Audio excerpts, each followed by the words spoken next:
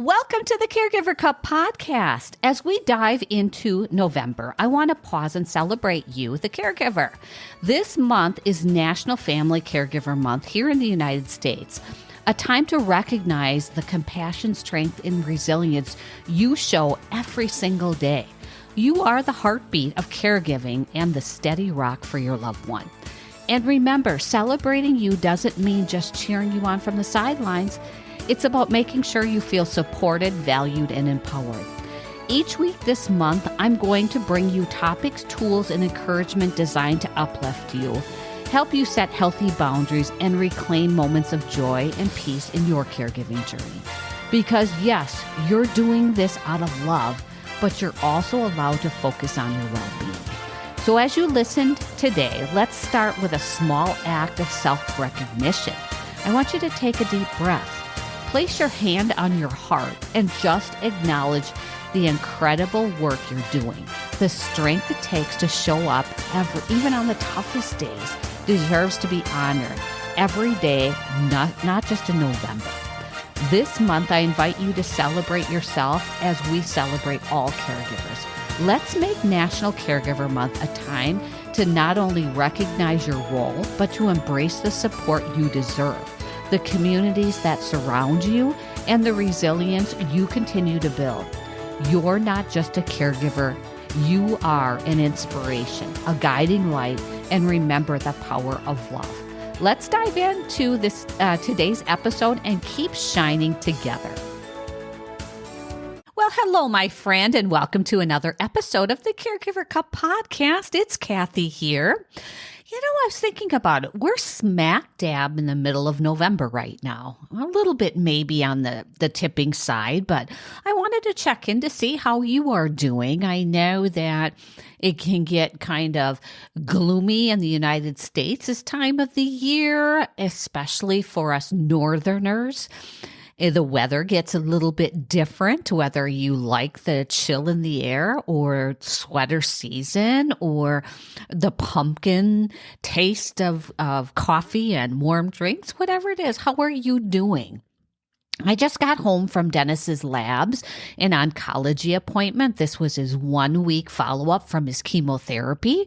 He's going to get 2 cycles of chemotherapy, and then most likely our plan is going to go into a donor stem cell for his Hodgkin's and non-Hodgkin's lymphoma. So the good news is that his labs looked really, really good. The bad news is he is extremely drained and nauseous, and I'm not going to get into all of the details, but he's just not feeling good. He lost 5 pounds in 6 days, and so we're working on getting more protein and like Boost or protein shakes and malts and all that kind of stuff into his diet to try to keep it up and working on his immune system and so on. But if all goes well, he'll have another a cycle of chemotherapy the first week in December, and we just kind of keep fighting the battle. This caregiver season is a bit hard than all of the rest. I don't know why, but it's more manageable for me from a self-care perspective. I'm taking better care of myself. And I just think that it's just all of the lessons learned that you've had in the past and me talking about it more. I think the biggest piece that I feel like I'm doing best is the grace, the self-grace that I'm giving myself and allowing myself to be okay and sit in my emotions and not sweep them underneath the rug, doing the actions that I need to do and the things that I need to do to just get by and not overdoing and overcommitting myself. It just feels like a little bit different of a season for me. And I'm so grateful and proud of myself. And I hope that you find that for yourself. Now, if I found myself in a different spot, I would just take a step back. I've learned over the years and through the 7+ years now, this is going into year 8, and I learned so much over the years, and now I can finally be okay with not doing it all. not holding myself to these high expectations that I had in the past. If something doesn't get done, it's completely okay. If I feel like crying, I let it out. If I feel stressed, I incorporate some of my go-to practices. Like I'll take a break and I'll say, okay, it's time for some deep chest breathing. It's time to sit with myself and just be quiet. It's time to take a walk. Some of my go-to pieces. Most importantly, I'm really, really aware of my central nervous system because that tips when things are stressful or overwhelmed. And I'm trying to figure out what I need to keep that central nervous system in place and trying to go ahead and be okay with, things being a little bit unknown, but trying to be calm at the same time. With that being said, I want to spend time today and talk about one of my practices, one of the practices that I really incorporated and started back in 2017. It was just about a month into my caregiving journey when my dad and my husband, Dennis, were both diagnosed 2 weeks apart with their cancers. And I kept hearing this. I always picture two imaginary figures on my shoulder, and one is trying to go ahead and tell me all the bad things, and then one is the beautiful good witch telling me that, oh, everything's going to be fine and positive. And so I have one competing with each other, and I had to go ahead and focus in on what was going well. And I really wanted to not get into that gloom and doom and that negative brain. And so I started journaling gratitude each and every day. And so I want to share that, but my journaling has evolved over time, and I'm going to share that today. And I also want to share the benefits of journaling, the different ways and the different styles, and most importantly, how you have your own choice to go ahead and do that. But I want you to listen. Even if you're thinking, I don't like to journal, I want you to listen because I want you to go ahead and hear that it doesn't have to be this big chore.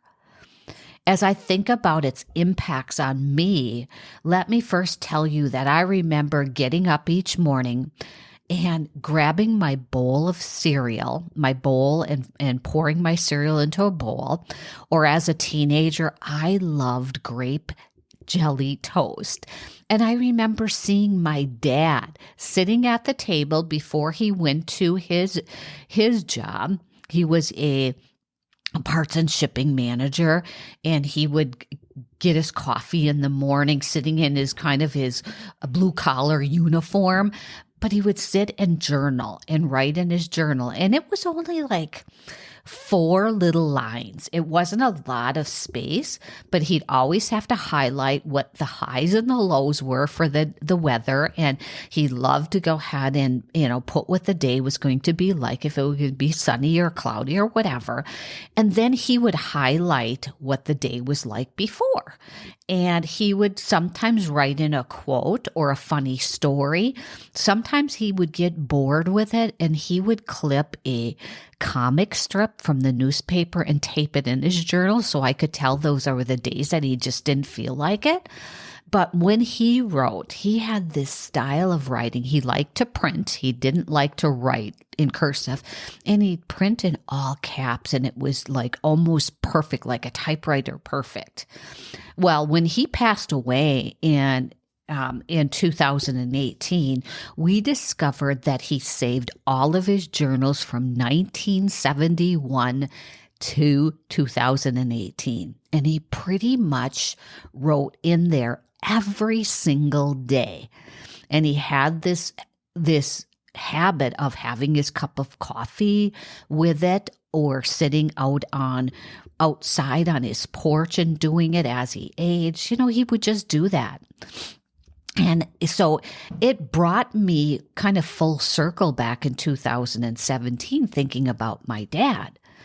But when I started in 2017, I felt at first, when I was starting to think about it, I felt like, and I know you feel this way, a blank piece of paper or a blank page in a nice little journal and a pen, how daunting and overwhelming it can feel. Can you relate? You probably feel the same way. And that's what I was trying to get at before I told the story. If you feel this way, like, oh my gosh, it's just another task and I don't have time for it, or what will I do with that blank page? Remember, it's your journal. Nobody else has to see it. You don't have to save it like my dad did, but it's kind of cool to go back and look at them. So that's why I want to spend a few moments today about the impacts and, most importantly, the benefits you can gain from journaling, because it's not another task. It's something that can help you with your mindset, your thoughts, your mental health, your overall well-being. It can help you.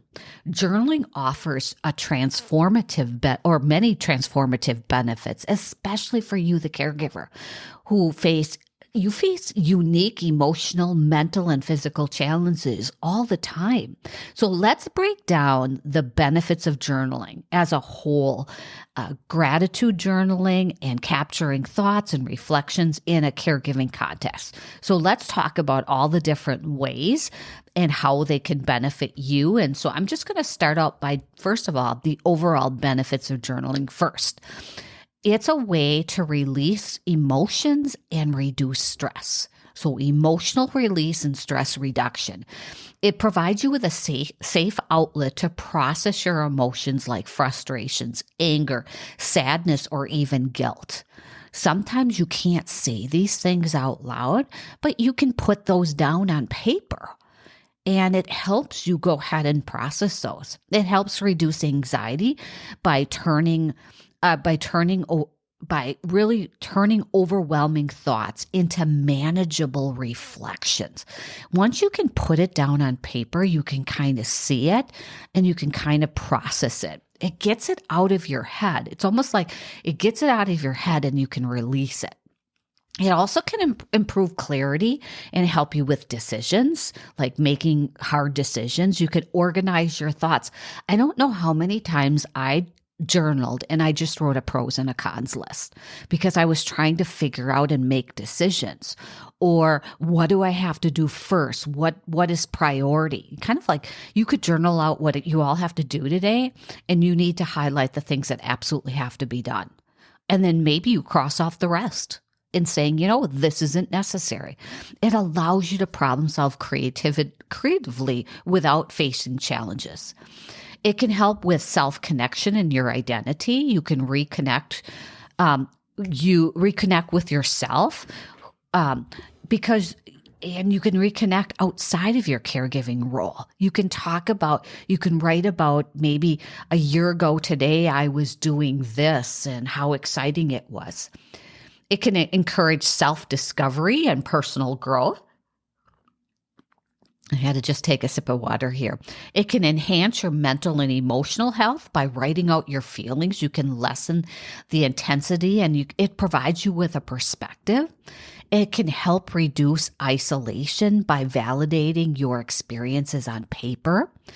It can help you track progress and your growth. But it can think about your journal as like a record of lessons learned and victories. I can't tell you how many times I've wrote, these are my wins today. If I was looking for a boost, and I sometimes would change my season and write about my wins.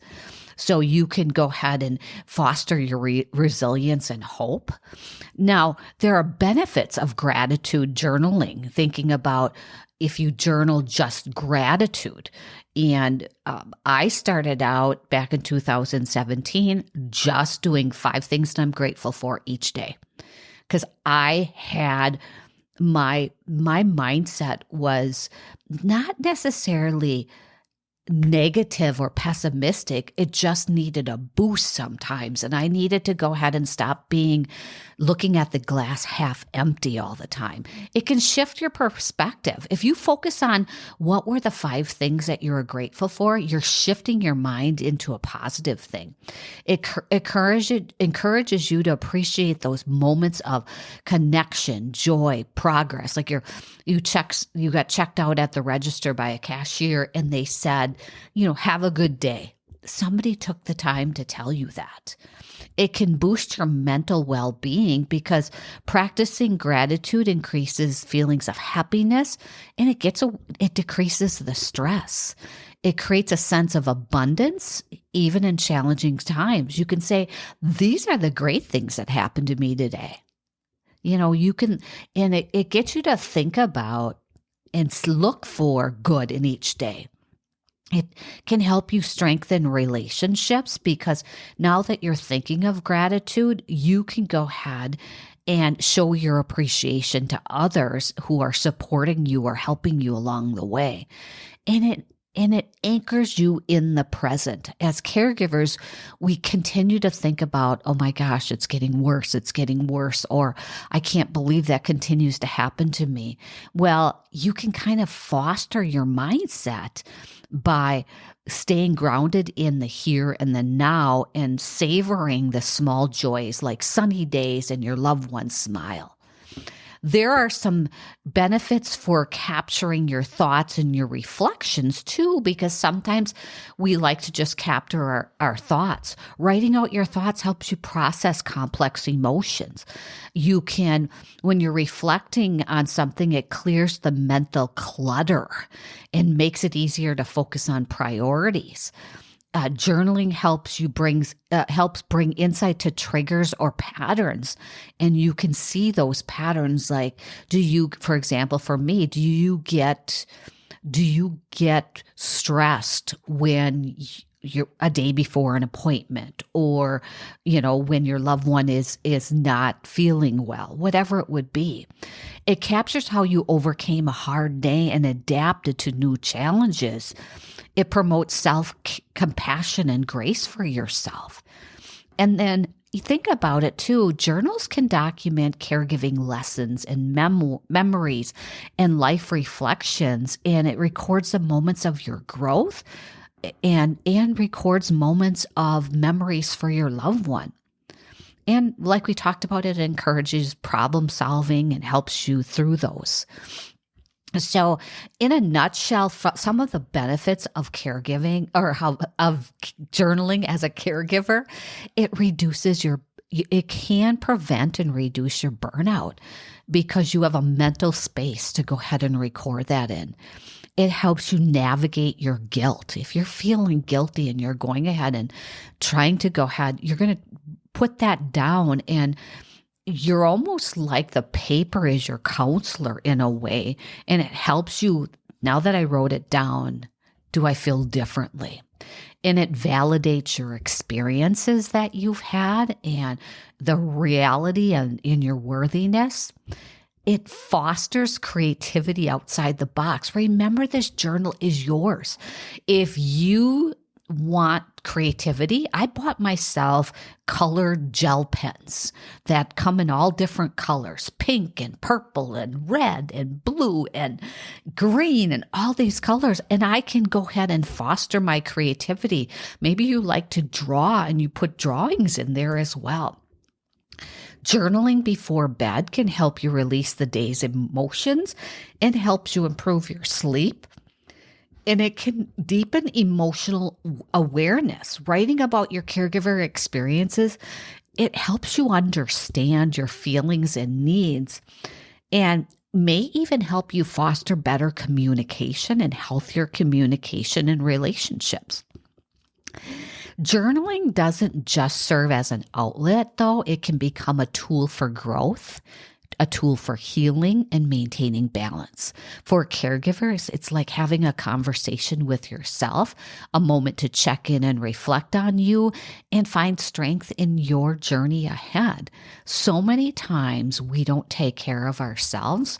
That little book, that little 3-ring binder or a spiral notebook, whatever you decide to do, that can help you.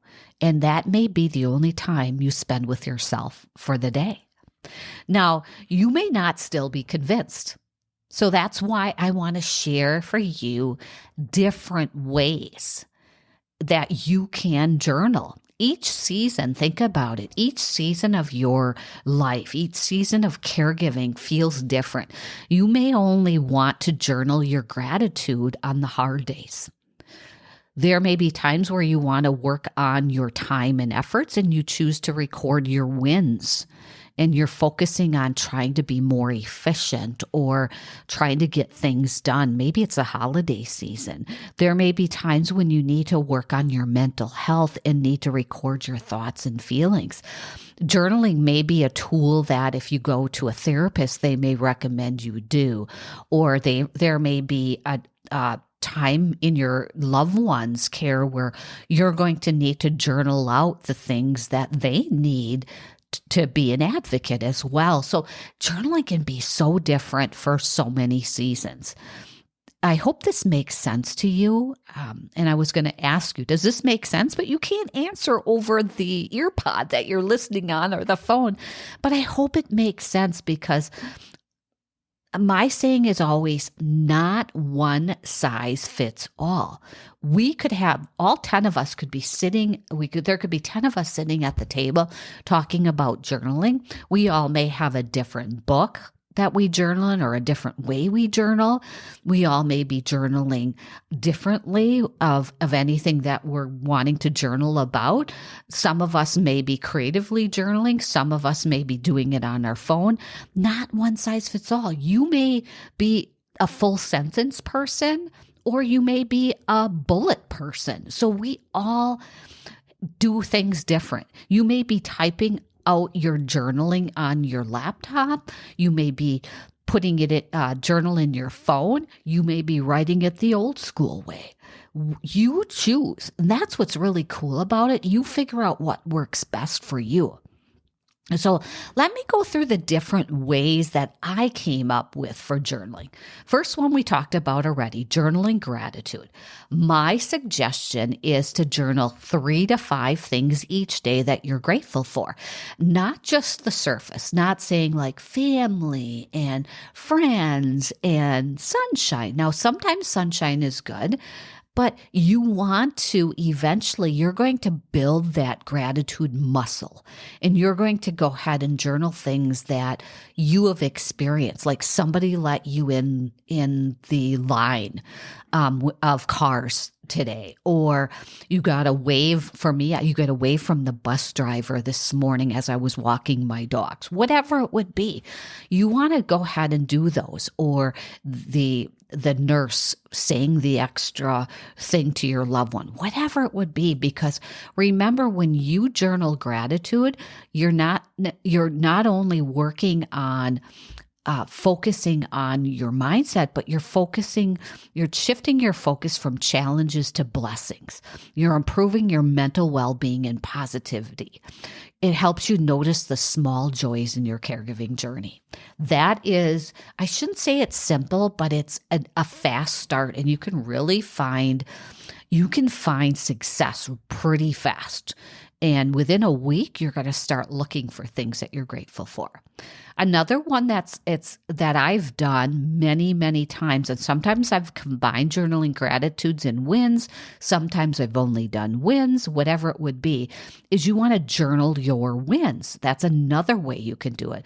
Record daily or weekly accomplishments, no matter how minor they seem. For example, getting your loved one to smile, or organizing your chaotic day. Or for me right now, starting to put out my Christmas decorations. I wasn't going to do them because of the season I'm in, but it gave me a boost. But I'm being honest with you, I hate pulling out the boxes and the beds and digging and trying to figure it out. So when I got up all the wreaths in my house and outside my house, I was like, that's a win. And that was it. by recording your wins, you're building your confidence and motivation. You're encouraging self-compassion by acknowledging what you've done well in your efforts. It helps you see progress in your caregiving journey, and especially if you're behind on things or feeling overwhelmed. Another way is freestyle journaling, the stream of your conscious. Whatever your thoughts are, let your thoughts just flow freely. Say that fast. Let your thoughts flow freely on the page without worrying about structure or grammar. Provide a safe space to vent your emotions, reduces mental clutter or overwhelm. I found myself sometimes when I had relationship issues during challenges, I had to go ahead and journal them out. It enhances clarity by putting thoughts into words. And then you could, even as you're free flowing, I find myself, am I overreacting or is this normal? And then I would be talking to myself, and it helps me process and think through things. And you know what? Some days I just couldn't find clarity at all, or I couldn't figure it out. And I would open it up the next day. I'd reread it, and then I could free flow again after that, after I had a good night's sleep, after I had 24 hours to process it. That is. Another way is emotionally releasing journaling or emotional release journaling, using prompts or free writing to release pent-up emotions like frustration, sadness, or resentment. They're kind of similar, but this one helps process and release difficult emotions. Like it reduces feelings of guilt or anger. If I decide I have to go to bowling night, I may feel guilty for doing that, especially when I was taking care of my mom, or my mom would make me feel guilty and then I would get angry about it.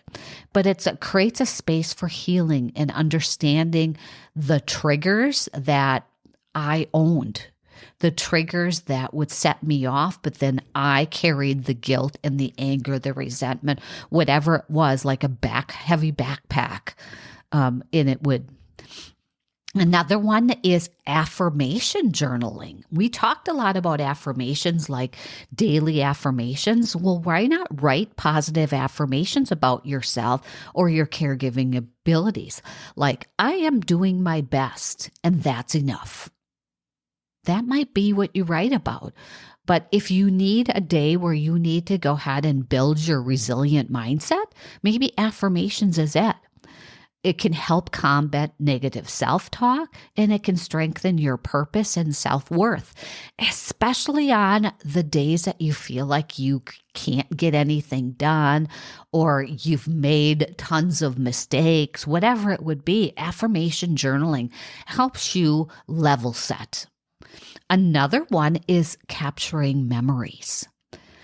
Document special events. This is fun, or memories shared with your loved one, whether it's a funny story, a meaningful conversation, or a breakthrough moment. Now, this was years and years and years ago. I'm trying to think back to it, but it had to be early 2000s, and my husband lost his dad. And he was in hospice care, but he was in the hospital. And so we put a notebook, a spiral bound notebook. And we put it on the little hospital table, and anybody there that was sitting with him, and we would rotate shifts, we allowed people to go ahead and write a special note, what was happening, what they did. And so some people wrote, like a prayer. Some people said, we had some people saying, it is what it is, and I'm sad, that kind of thing. Or he squeezed my hand today, or whatever. And we had that journal for the days that he was there. It preserves cherished memories. It offers a sense of connection and purpose. It provides a keepsake to look back at during those tough times. And that was just a kind of a fun thing to have, but also, allowed people to go ahead and write if they wanted to. Another one is prompt-based journaling. Using specific prompts like what went well today, or what do I need to let go of? You can have those. There are a lot of journals that you can buy that have pages in them where you can pick a page and journal about that. I got one of those 2 years ago for Christmas. And how was that? And I would just kind of open the book up, and then I would pick a page and I would journal about it, and going ahead and doing this. It provides structure for those that are unsure how to start. It encourages self-reflection and personal growth. It tailors to your caregiving experiences and needs. And so you could go ahead, if you like that type of structure, you can go ahead and use that as well. You can also journal for solutions. You can write about the challenge you're facing and then brainstorm possible solutions or steps forward. A lot of times in my episodes that I train or I give you, I tell you to pull out your journal now and brainstorm. This helps you work through problems constructively, especially anger and resentment and guilt and worry. Those ones. Why am I worried? Let's write them all out and then tell me which ones are true and which ones are not true. It promotes a sense of control and agency. It identifies action steps to manage caregiving stressors. Because if you're worrying about something that you have no control over, or the future, what the future may hold, then you want to say, what am I going to do when I get to that step that I shouldn't be worrying about right now? Is there a statement I say to myself? And the next one, we kind of talked about it, is artistic creative journaling. You can combine words with drawings or doodle or make collages or word maps. Express your feelings visually about writing. It could be just putting all down words on a piece of paper and using all different colors or highlighters. You want to encourage yourself to be creative and play, because this can reduce stress. And it really is, you could use this as art therapy. And it allows for nonverbal emotional expressions. Maybe one day you just want to draw a flower, and in each petal, you're going to put a word in the petal. I've done that before. It feels so different and so good. You shake it up a little bit, mix it up a little bit, and it just helps you. Another one is future self or vision journaling. Write letters to your future self or visualize what you want in life, such as goals for caregiving, goals for your health, personal growth. It inspires hope and motivation. It clarifies long-term goals or acts as a guide to align daily goals with future aspirations. I did this with my podcast. I wanted to start a podcast, and I started it in 2020, but I started journaling it late 2019, early 2020. And I wanted to take my caregiving experiences and somehow share those with others. And I didn't know what I wanted, but I kept journaling what that would look like. Another one is your lessons learned. And when we make a mistake, what do?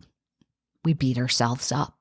Instead of saying, this is what I learned today, now going forward, I know this and I'm going to go ahead and look at it differently. Especially when you're advocating, when you're going into a doctor and it's the first time meeting your doctor, well, you're trying to understand his or her personality, the style, the way the flow of the appointments go, that kind of thing. We've gone through so many doctors I've gone through so many doctors with my mom and my dad and dentists that you kind of have to feel it out first and know what style and how you can ask questions or what you can do. This provides perspective and wisdom. It helps you track your personal growth and can be shared to inspire others or used as a resource for others. For example, when I would take my mom to the doctor, her family doctor, or her personal physician or general practitioner, she would talk so fast, and always wanting to go ahead and I'm going to do this for her, and I'm going to do this for her, and I'm going to do this for her and do this for her. And I couldn't get a question in. And so I had to learn when she first came into the room, I said, well, hello there. Hey, remind me at the end that I have some questions for you. If you don't answer them during the appointment, I want to ask those. And I had to learn the hard way how to get that in, and I had to play with it. Well, then I passed that down to my brother. And my brother would just put them on a piece of paper and saying, hey, here's some questions we have if you don't, at the end or during the appointment. But we had to learn how to adapt to the doctor's style to go ahead and make sure we were being the best advocate we could be. Another one is habit tracking and health journaling. You want to track your habits, your moods, your energy. You want to go ahead and make sure, like my central nervous system, or if I'm fatigued, I'm going to want to track that. Or maybe your loved one's health status. You want to identify patterns that impact well-being, encourage accountability for your self-care, and really looking at how you can streamline your caregiving routines.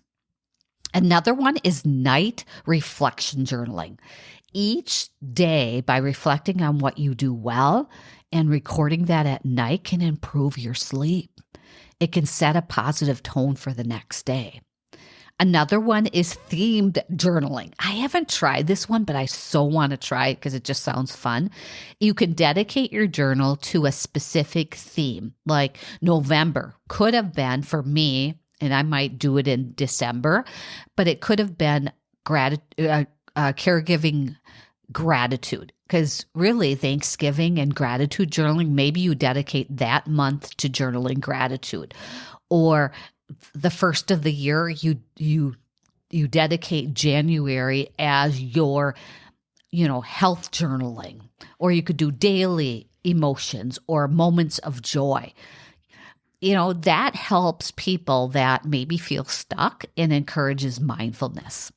And then the last one I thought about is spiritual journaling. You dedicate your journaling to your spirituality. Maybe you write down a prayer or a note to God or your spiritual thinking, and you could do that because it allows you to reach deeper to your faith, gives you time to pray or find your spirituality. I've done this through quotes. I found a special quote each morning. I pull out the quote and read it, and then I journal about the quote. So it just gives you that piece to go ahead and journal about, that you can go ahead and maybe you say a prayer in the morning and then you journal about the prayer.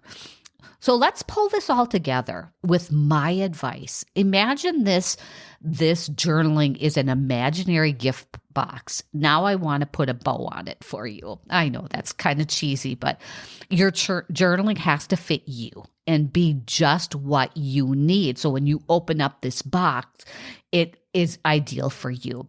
It should help you through your challenges or give you self-care that you need, lift you up or keep you grounded, or all of the above. It should help you. Some of the tips that I want you to think about is you want to start small. It doesn't have to take a lot of time, 5 minutes a day. And put the journal and the pen in a place where you're going to enjoy it. Maybe you like to have your cup of coffee and your journal at the same time. Well, wherever your cup of coffee is brewing, maybe your journal's in the drawer right there, or you walk down with your journal, fill your cup of coffee, and you go. Choose a time that works best for you. And thinking about that, you need to also be flexible. You might have to combine multiple styles or switch them up based on your mood. There's going to be days where you only want to do one line. There's going to be days where you want to sit with that journal for a long time. And it doesn't have to cost you a lot of money. It can be, a $2 spiral notebook. You could find an app on your phone that helps you journaling. It could be voice notes if you wanted to, thinking about that. Keep it judgment free too. This journal is for you only. Don't worry about the grammar, the spelling, there's times where I scratched things out or I wrote really hard because I was frustrated, whatever it would be. And you're going to reflect periodically by looking back on the past entries to see how far you've come. These styles can give you the flexibility to choose what resonates most with you, providing both. Think about it as an emotional outlet and a path to greater self-awareness. So before I have just a couple more things here, I want to hear from you. What ways or styles stand out for you? Which ones do you use? If you're journaling, how do you journal? I want to hear that. And what is your special way? Or what is inspiring you now? What might you try now and try to journal? Caregivers like you can make journaling work for you by embracing the flexibility of different methods and times and environment. You have to find a way that's going to work for your lifestyle and your preferences. And so there are many methods, but paper and pen is one. It's the tactical way, and you have it with you and you can just pull it out. I heard so many people say that they use digital journaling now. They have an app, or they use the Evernote or the journaling app on their phone. And it's because it's convenient. You have your phone already. You can have reminders on it. You can organize entries. You can add photos. You can add voice text, so you can enhance it even more. Now, think about it too. Voice journaling might be perfect for you, especially if you're too tired to write or type. You can speak your thoughts into your phone with your voice recorder. And you can try those while you're commuting or while you're preparing a meal. You can do that as well. And when you journal is your choice. It could be in the morning with your cup of coffee. It create a calming ritual. Maybe you have a chair that faces the sun and the sun shines in. Maybe it's your evening when you are really processing the day and reflecting on your wins and releasing the stress with a cozy blanket and soothing music. Maybe that's yours. Maybe it's middle of the day you need a quick reset. You need to let go of frustration. You're eating your lunch. Maybe you're sitting outside, breathing in some fresh air, or maybe you just take it on the go with you and you're journaling as you go and you're capturing your ideas and you keep that small notebook in your bag or your app present. And think about where you do it. You can do it at home. You can do it outside. When it was beautiful outside, I would journal on my patio in the back with the sunshine and the fresh air. You can go ahead. If you're in a coffee shop, you can do it. Maybe give yourself a little special treat and you know that you need to do that. Maybe it's in your bed, like we said, where you're jotting down things and you're preparing yourself for that last hour before you go to bed. It could be during self-care moments. Maybe you're having a bubble bath. Just don't drop whatever you're journaling into the water. It could be a quiet breakfast. Or you could pair it with relaxation. Maybe you put a facial mask on or you're diffusing essential oils and you're journaling that way. You want to associate it with some joy or some calming or some peace or some quiet time.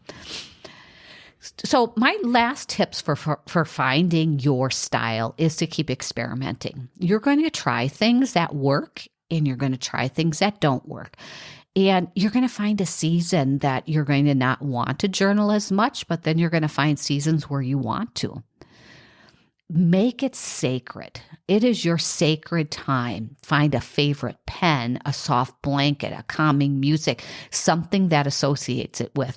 Like my dad, It was his cup of coffee with his Irish cream that he would put in it, or that little sweetener that he would put in his cup of coffee. And he would go ahead and do that.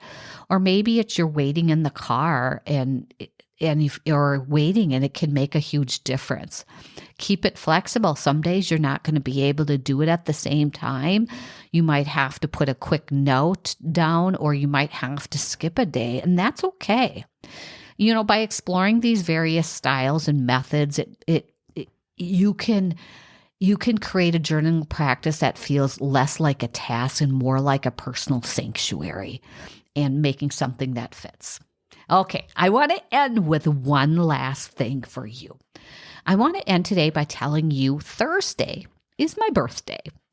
I'm not a big celebrator. I'm not a big, posting my birthday cake and my presents. I like to just do a quiet, joyful day. But I have 2 gifts for you coming. And I want to give these to you all for free. The first one I'm going to tell you about. The second one I'm just going to give you a cliffhanger on. The first one is I have a free resource, journaling resource that you may find helpful. It covers the things that we went through today in the podcast, but I'm giving you more than that. I'm giving you prompts that may be helpful and different ideas that you can go ahead and tap into about journaling. It may be just the boost that you need to help you with your journaling, to help you with your self-care. So go to kathylvan.com/resources. It will be the 4th one down, so you can go ahead and take advantage of this free resource. You'll have to give your name and your email address, and then the resource will be coming your way. Okay, the second one is the one I am even more excited about.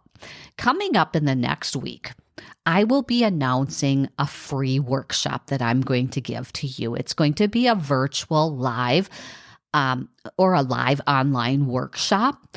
I want to share first with my email list. So if you're on my email list, you will get the first to know.